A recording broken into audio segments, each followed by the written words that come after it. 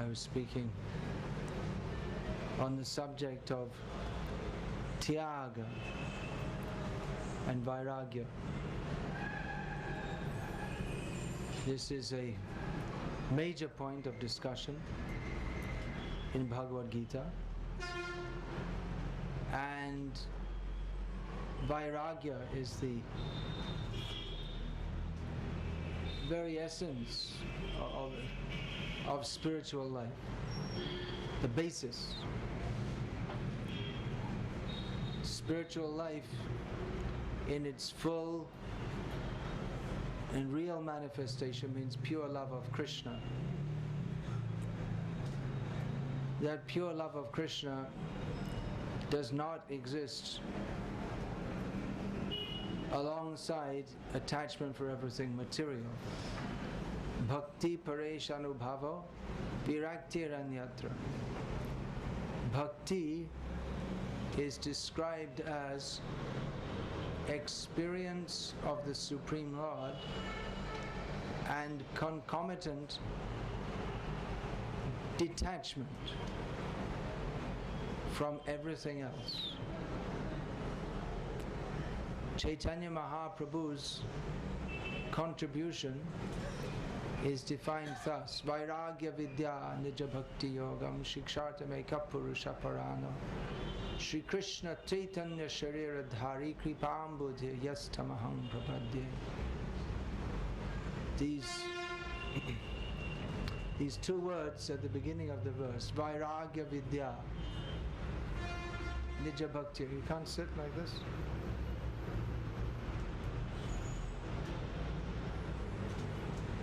Chaitanya Mahaprabhu comes to teach Nija Bhakti Yoga, the process of devotional service, ultimately to himself. Chaitanya Mahaprabhu is Krishna. The basis of that Bhakti Yoga is Vairagya Vidya. Detachment from everything material, and knowledge. Knowledge means spiritual knowledge. Spiritual knowledge means knowledge of Krishna. Now, we also have the statement in Srimad Bhagavatam, well known, Vasudeve Bhagavati Bhakti Yoga Prayojataha Janyatyashu Vairagyam Jnanam Chayada Haitukam. That by performing devotional service to Krishna, the Supreme Personality of Godhead, then knowledge and detachment automatically arise. Now, there must be some Vairagya and Vidya, there must be some increment of that for one even to, can you all move forward and a little bit this way?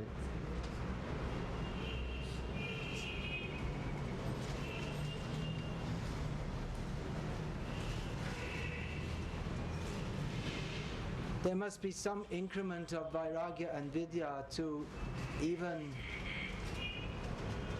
begin to take to Bhakti.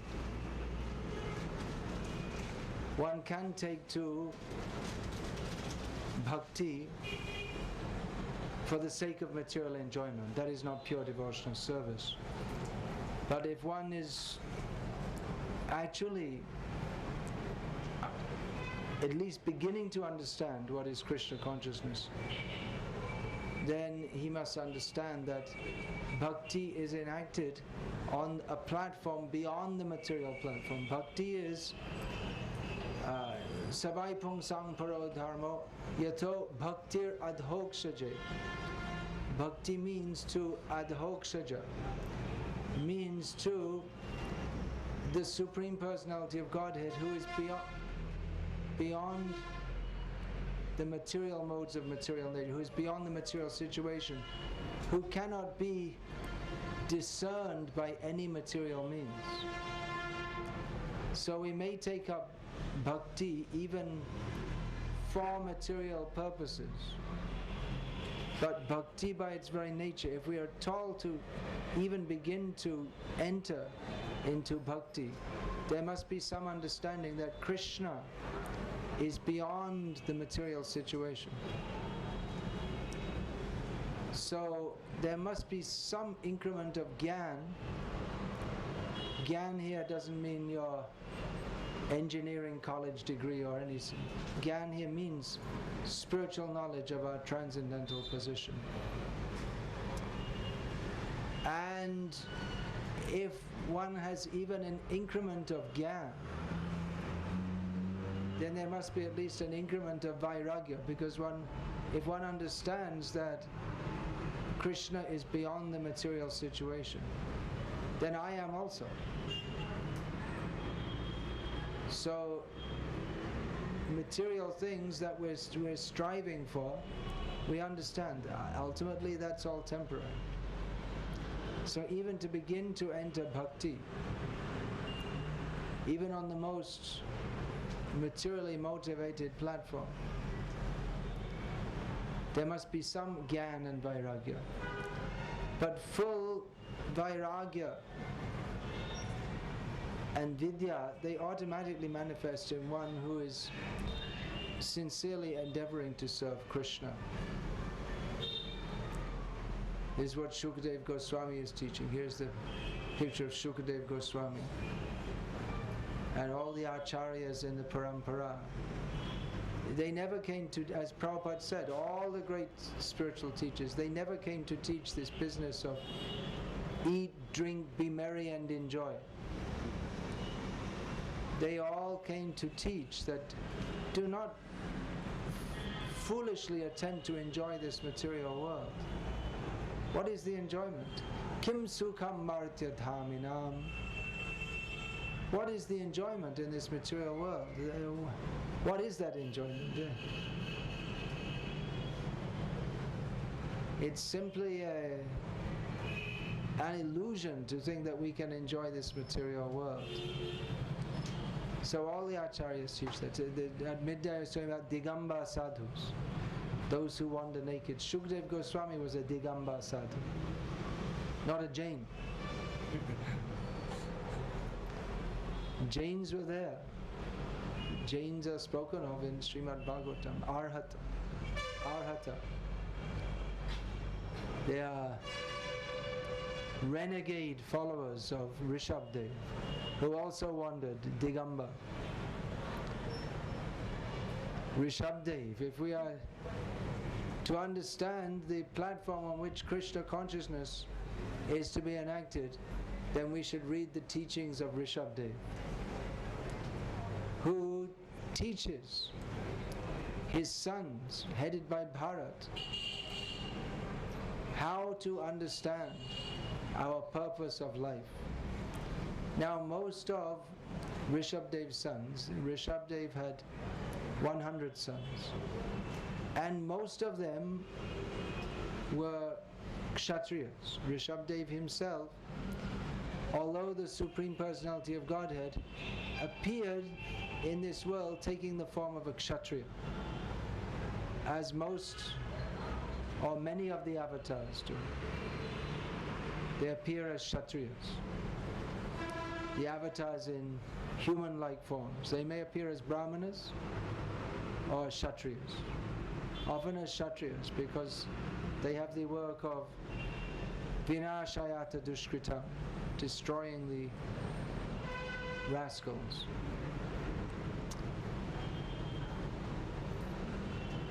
So Rishabdev appeared as a Kshatriya, and he was instructing his sons, most of whom took up the beginning with Bharat, they took up the role of Kshatriyas in this world, and some of them became Brahmanas, Nava Yogendras. 9 Yogendras they were called. They were Brahmanas and Brahmacharis. But most of them took up married life. But Rishabdev instructed that even though you may take up married life, you should take it up on this basis. Nayang Nayang deho deha bhajam riloke kashtan karman arhate virbhujam ye tapo divyam putraka yena sadvam shudyet brahma sokyam tvananta. That having achieved this rare human form of life, one should not continue to act as one has acted in previous forms, cats and dogs. We should not, like the stool eaters, endeavor for temporary sense gratification, but rather one should take up divine austerities. Again, this Vairagya comes. Tapo divyam putraka yena sattvam. One should take up divine austerities which purify one's existence. Yasmad brahma sokyam tvanantam. By which one, instead of endeavoring for that happiness which even the animals which eat stool, can you think how horrible that is? Would you like to eat stool? I hope not. But the pigs, they like that. They actually like it. They become enlivened at the prospect of eating stool. So Rishabdev compares the endeavor for sense gratification to that of the stool eaters. So don't endeavor for that. They become happy in their perverted way by eating stool. But we should endeavor for that happiness, come to that platform of existence in which one can experience unlimited, eternal, transcendental bliss. That is Krishna consciousness. But for that, tapo divyam, one has to undertake divine austerities.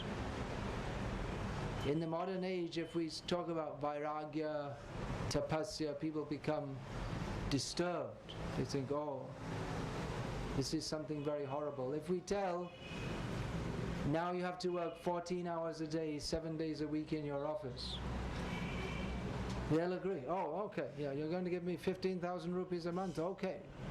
And I'll have career prospects. I can maybe go up to 18,000 and more. Then they become very enthusiastic.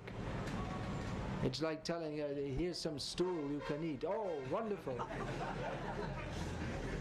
But if you say, no, now you live a life in which you dedicate your life for the pleasure of Krishna, rising early in the morning. If you tell you have to stay up all night working on some project for some rascal company, they'll agree. But if you say you have to rise early to chant Hare Krishna, oh, that's too difficult. Just see, what rascals. They've dedicated their lives for satisfying some rascal so they can get some money and themselves become rascals. But if we ask that you dedicate your life to Krishna, not interested. So anyway, they're doing severe austerities. But if we ask that you take some trouble for serving Krishna, they immediately become discouraged. Oh, not very good. This is rascal mentality. Divine mentality. Tapo divyam. This important word, again this came up in Srimad Bhagavatam this morning.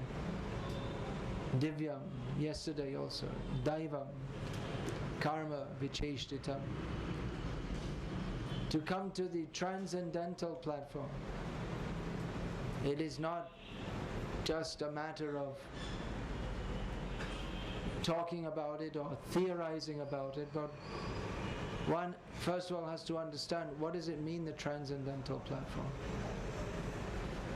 What does it mean? Chanting Hare Krishna, is that on the transcendental platform? Yes, if we're actually chanting Hare Krishna. But that chanting has to be accompanied by Vairagya Vidya. Otherwise, you'll find there are so many bogus people. They also chant the names of Govinda. So many bogus people. They're not actually chanting. These Sai Baba, they say followers. I don't know if they're following or if there's anything to follow, but these people who identify themselves, I give the example of Sai Baba because he is like the very symbol, the pratik of being totally 100% bogus and rascal. So it's a good example.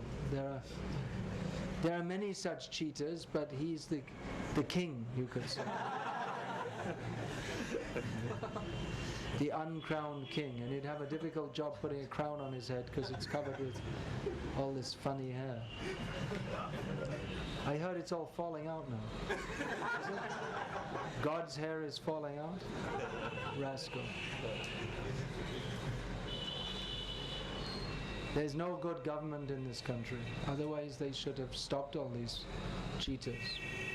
That's a sure sign. There's no good government. So they also chant the names of Krishna, but they don't become purified because they're not actually chanting. Their chanting is not accompanied by Vairagya or Vidya. Vairagya means detachment. That means that one should be required to do what is necessary to attain Krishna, based on knowledge of who is Krishna and what is our relationship with him. All these words, it's very difficult to use in the modern age because they've been misappropriated by demons. If we say Vidya, just like in Gujarat we have a temple, we means Krishna has a temple. We're his servants. Radha Giridhari's temple. At Vallabh Vidyanagar. So this word Vidya, that's a college town, and they're teaching. There's an engineering college there, and a college of home sciences, and I think there's a computer institution now, Pramukh Swami Computer Institute or something. So Vidya, we take this word to mean some kind of Shudra knowledge. You get some technical knowledge and you become a Shudra and you become very proud. Or I'm educated at this college and I have a good job. It means I'm a good Shudra. Yes. And I'm a successful, and just the Shudra mentality of being dependent upon others instead of dependent upon Krishna. So they call this Vidya. In the Vedas it's stated there are two kinds of Vidya, Para Vidya and Apara Vidya. Para Vidya means that which is transcendental, and Apara Vidya means that which is material. But Apara Vidya means knowledge of the Vedas without knowledge of the higher section of the Vedas. So what we're calling now Vidya, that's not only Apara, but that's not even within the scope of what in the Vedic culture is called Vidya. That's simply called ignorance, avidya. So they should call it Vallabh Avidyanagar. What you're being educated very proudly in ignorance. This so-called knowledge, it's not knowledge at all. It simply increases your ignorance. Jara vidya jato maya bhaibhav tomar bhajane badha moha janamya anitya samsari jeev ke kare gadha. Bhaktivinoda Thakur, who himself had a background of mundane education, was later lamenting how I wasted my time. Biddhar bilashe katainu ka. I wasted my time in cultivating mundane knowledge. The result of this mundane knowledge, it seems like something very wonderful, but it's just a display of Maya's opulence. It is an obstacle for understanding Krishna. It increases our illusion in this material world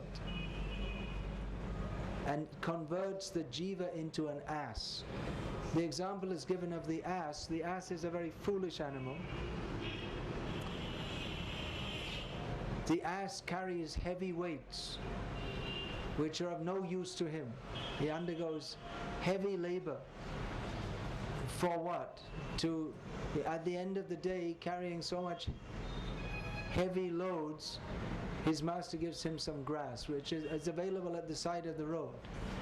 He doesn't need to work like that, but he does, meaninglessly. So in the same way, we accumulate heavy loads of useless information within our minds, and then you get a good job, which means you can, if they give you enough time to eat it, you can eat 1 or 2 idlis. And with that you can get without such hard endeavor. And you say, oh, I have a very good job. I'm working so hard. And I have enough money to pay my hospital bills for my ulcers, which I get due to anxiety from working so hard. So you're working so hard to get money, so you can pay the hospital bill, which you get from health breakdown due to working so hard. And you're very proud. Oh, I'm going to the best hospital. I have enough money to pay. Asses, fools, nonsense. So these are the words of our acharyas. Don't think it's me. I'm always accused. I'm speaking very heavily and this and that. But you read Prabhupada's books. See what he says. See what is in the Shastra. See what is in Srimad Bhagavatam. It's not me. It's what is stated in Shastra. It's what is a fact. It's what we all need to hear. Because we are all attached to this material world. But bhakti begins Vairagya Vidya, with detachment from this material world, based on knowledge, that knowledge of our relationship with Krishna. This Vairagya, there's different kinds of Vairagya. Shushka Vairagya, dry renunciation of persons who have no knowledge of their relationship with Krishna. That Vairagya, that is not very meaningful. At midday I was speaking of that as Falgu Vairagya. Another word for that is Shushka Vairagya, very dry, meaningless, because they don't have knowledge of their relationship with Krishna. So there are sadhus, traditionally in India there are many sadhus who are very renounced from this world, but they have no bhakti ras, so they are dry. But devotees, they are juicy, they are full of rasa. But this rasa of Krishna consciousness, that is quite distinct from the jara ras of trying to enjoy this material world. Now this is a very basic point, and I'm making it again and again, and it should be made again and again, because we have the tendency to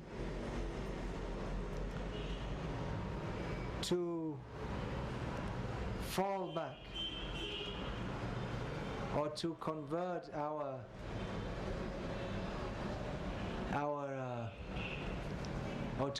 to try to convert bhakti into something mundane. That tendency is there. Here we see, the picture is there. Shukdev Goswami is speaking. Narad Muni is also there. Shukdev Goswami, he left home. He was in the womb of his mother for 16 years. Only then he came out. Vyasadeva asked Krishna, could you ask my son to come out of the womb? He's not coming out. So Krishna said, what's wrong? Why aren't you coming out? He said, it's all Maya out there. It's better in here. Better stay in here. At least I can't get involved in. If I come out, then they'll want to marry me and all kinds of things. So better I just stay here. The situation in the womb is described as horrible, but he preferred to live there. And Krishna said, no, you come out, I bless you, you won't be in Maya. So he came out and immediately he left home. His father thought, oh good, now we'll give him this Upanayanam and make him a good boy. And Shukadeva Goswami didn't want to be a good boy. He left home immediately. He didn't even put on he didn't no clothes. Left home. So he was completely detached from this material world. Narad Muni is also executes the same function. He is a mental son of Lord Brahma,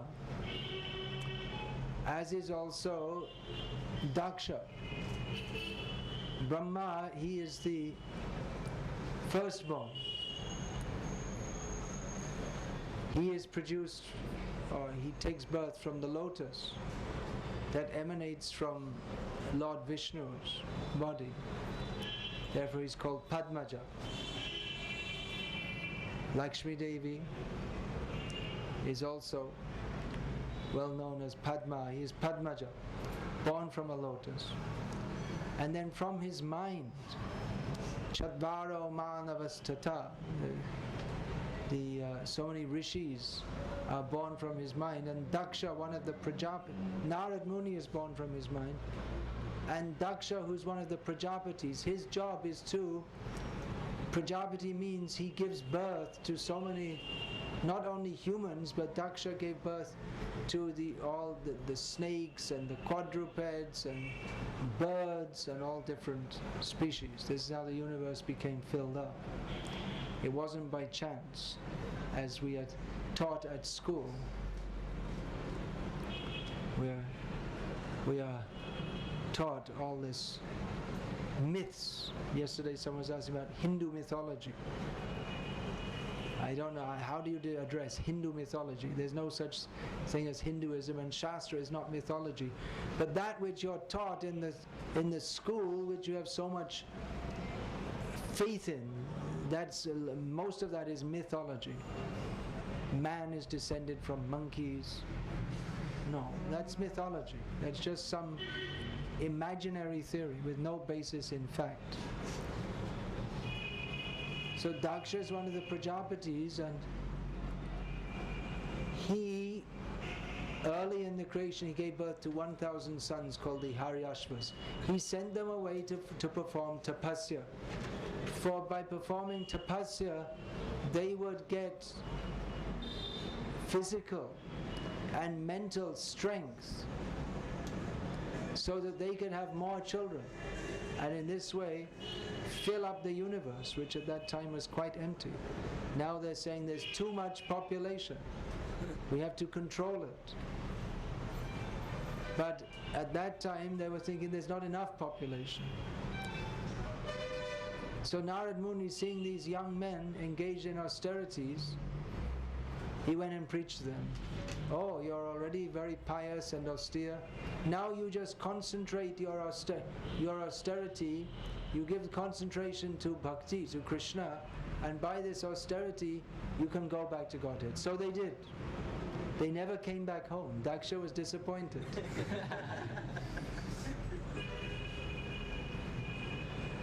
But he tolerated. Then he gave birth to another 10,000 sons, the Shavalashvas, and sent them for austerities. And again Narad Muni went and preached to them. You don't go home, you don't get married, you go and you go back to God. They also went back to God. And then Daksha became upset. That I'm very pious. Why are you spoiling these people's lives? Prabhupada said, he cursed Narad Muni. You cannot stay in 3 days, more than 3 days in any place. He thought that was a great curse, because materialistic people, they like to set up home sweet home, in which they have a fixed place for sense enjoyment. But for a sannyasi who's detached from this material world, he has no fixed abode. Aniketa stiramati. In Bhagavad Gita, Lord Krishna says, one who is fixed in knowledge, he has no fixed residence. Whereas the materialistic person is Sanyaketa Astiramatihi. He has a fixed home. Actually, it's not fixed because he's kicked out. In the form of time, he's kicked out. But he has the illusion of thinking, this is my home sweet home. So he's Sanyaketa, he has a home, but Astiramati, his mind is always disturbed. So for a sannyasi, it's a benediction. Don't stay in any place. Travel. Then no attachment. And you preach more. Once one of Prabhupada's sannyasis wrote a letter saying to Prabhupada, I can't get a visa for more than 2 weeks in any country.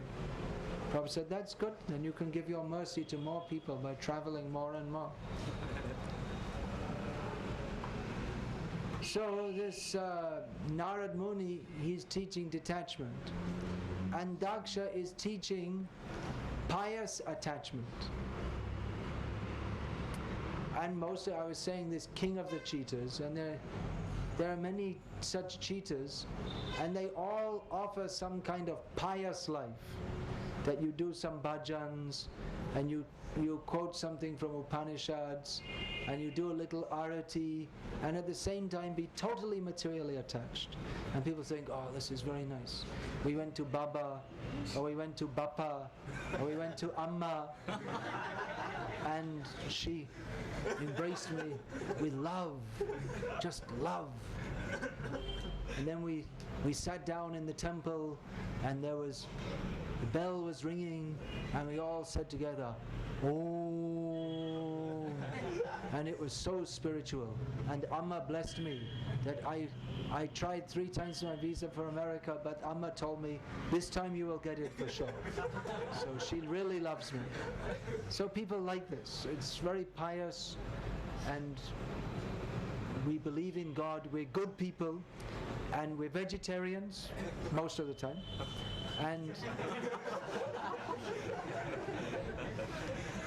And we're good people. And we give some donation to Mother Teresa's home. She's helping people, poor people, feeding them meat so they can get strong. And we're very good people, and we believe in God, and we're pious, and we're very good. So people like this, cheating religion, that you feel I'm very good, I chant Om, and my guru I keep a picture of my guru on the wall, and he blesses me, and we're all very nice, and we're all very good, and my guru is good, and everything is wonderful, and we're enjoying life, and at the end we'll all die, and we'll all go to heaven, and we'll enjoy ourselves in heaven also. So it's all very nice. We're all very good, and our children, we're good, respectable citizens. Our children are studying, and they're getting good grades, and they also become good, pious materialists. But Shukadev Goswami doesn't teach that, and Narad Muni doesn't teach that, and Bhaktisiddhanta Saraswati Thakur and Bhaktivedanta Swami Prabhupada, they don't teach this. They teach Tyaktva dehang punajanma naiti mameti sojana. Go to Krishna. It's not possible to go to Krishna if we are attached to this material world. That's why Rupa Goswami says, don't go to Keshi-Ghat. It's a very dangerous place. If you go to Keshi-Ghat, you might see someone called Govinda standing there, playing on his flute. It's very dangerous, because then you might forget all your attachment to your family and friends and country and home. It's very dangerous. Don't go there. In other words, he's saying, Bandhu Sangha. If we're attached to material, if we have material attachments to our family, society, friendship, country, home, then we cannot attain Krishna. Sutta Mita Ramani Samaji, society, friendship and love. So he's warning like that. But generally, if someone preaches that, well, you just enjoy material life, And you also be very good and very spiritual. That's good. That's very nice. And people, oh, that's very nice. Yes, this sounds very good. Because after all, you can't be don't be too spiritual. Let's be reasonable. Let's be practical, and just be a little bit spiritual, not too much. And at the same time, be normal. Be a normal citizen and be a good person. Of course, we're not saying that you should be abnormal, and we're not saying that you should be bad citizens. But to be a so-called respectable citizen, that is not the goal of life. The goal of life is to be Krishna conscious. To do that, one may have to go against the whole society. To go against what they think is good and respectable. One will have to take the risk of upsetting one's friends. Just like there was one devotee, then his brother was getting married, and in their caste, if you don't serve meat at the wedding reception, it's an insult. So what to do? Should you serve meat and then all the relations will be happy? And they'll go to hell and you'll go to hell, but they'll be happy.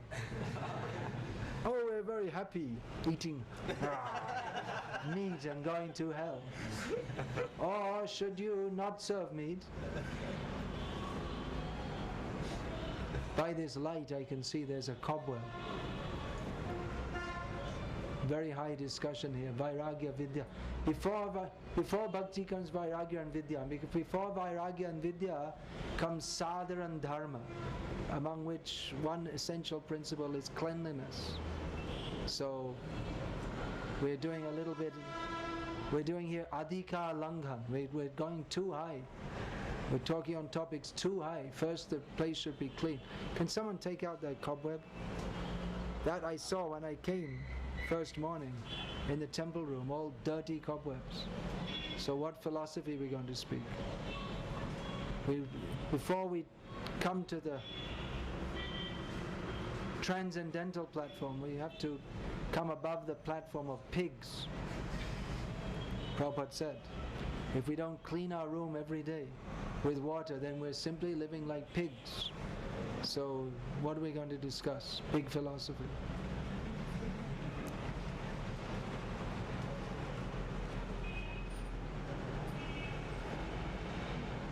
So what should you do?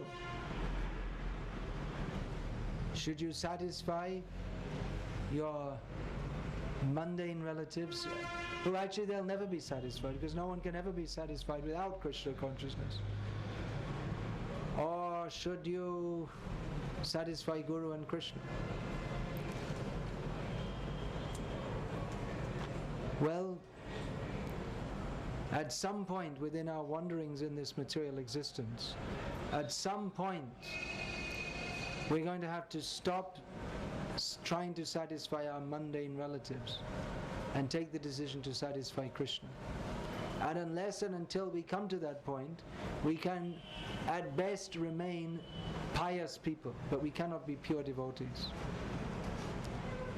So to be a pure devotee, to attempt to become a pure devotee, means to declare war on material life.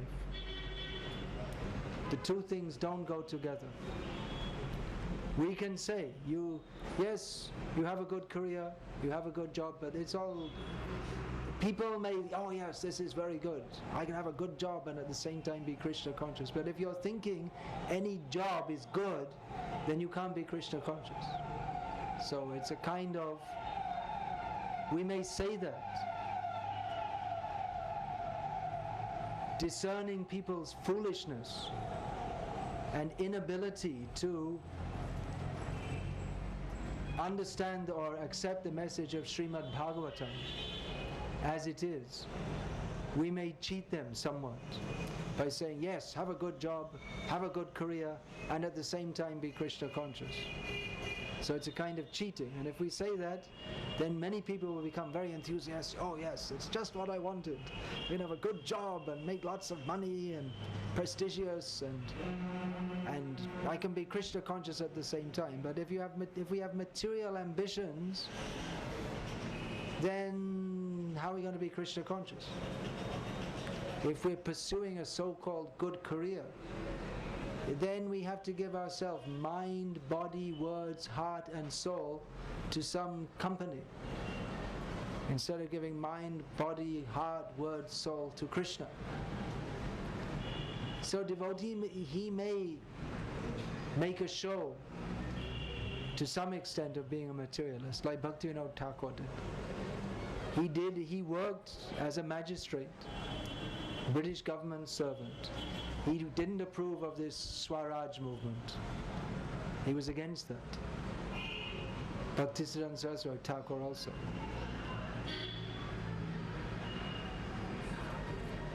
So Bhakti Vikasa Thakur, he worked as a magistrate and he did his job very well, but he finished it quickly. He didn't spend extra time for it. And he worked very high. At night he would be writing books, he'd be preaching. His contributions to Krishna consciousness are unparalleled. So like that, one may performs one material's duties, but one should, material duty means not a real duty. Our real duty is to Krishna. But we shouldn't be enamored by it, thinking, oh, this is so wonderful, I have a good career and a good job. And if we're thinking like that, then we're on the dog and cat platform. Or in some ways the dogs and cats are more advanced, because they don't have to work to get their sense gratification. They just get it on the street. You think, well, that's horrible being a dog. People throw stones at you and beat you, but then it's the same in your so-called good job. The people there's so much rivalry, and very politely they're stabbing you in the back and in the throat and in the stomach and all over. They're very politely acting like cats and dogs, more politely, but actually it's all envy. They'll speak in your sophisticated companies. They'll speak very politely, although actually everyone hates everyone else. And they only have so-called friendship to see what advantage they can get from this person. You're shaking your head. You're working in some company. They give all these books about management principles and making the workers satisfied, but ultimately they're just dishonest. Everyone's working not for the sake of love of man, they're working for the sake of love of money, that's all. So all this management principles and win-win and all these, but ultimately everyone's just interested in money, that's all. So they're trying to, as Prabhupada said, if you put a bunch of dogs in a room, they're going to bark and fight. So you may talk about management principles, but basically people are dogs. They have dog-like ambitions, how to enjoy this material world. So how are you going to make them civilized?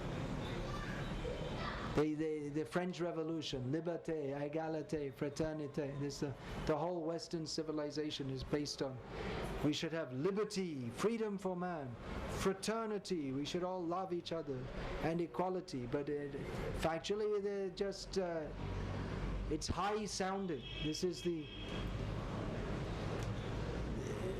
modern ethos. You talk very equality and win-win, and we all this what do they call it, synergy, and we're all working together, and we all love each other, but actually everyone just hates each other. And they'll take any opportunity, they'll exploit others. So your so-called good job, it's not so good. It's horrible. It breeds all demoniac qualities, because it's all based on the demoniac principle of enjoying this material world separately from Krishna. So don't be in an illusion that you can enjoy this material world and at the same time be Krishna conscious. That is a great illusion. By that if we cultivate this illusion, then very quickly this Krishna conscious movement, which is based on the principles of Vairagya and Vidya, will become another edition of the Sahajiyas, who they build. Prakrita Sahajiyas mean they adjust the philosophy a little bit for the sake of their sense gratification. Just like, for instance, they may say that Krishna wants his devotees to be happy. I'm a devotee, so I'll enjoy sense gratification, and that will make Krishna happy. Because if I'm happy, then Krishna will be happy. So little adjustment of the philosophy by which everything in the name of bhakti becomes aparad. So don't water down this philosophy or adjust it or try by some mental adjustment, try to make this material situation something desirable or enjoyable. As long as we're thinking that, then we're simply cheating ourselves. And if we propagate that, then we're cheating others. So try to understand Bhagavad Gita as it is. It's not something that we just distribute. Or we just say, yes, I've read Bhagavad Gita as it is. Yes, I've read it. But we have to understand, we have to take it seriously. This material world is dukhalayama shashvata.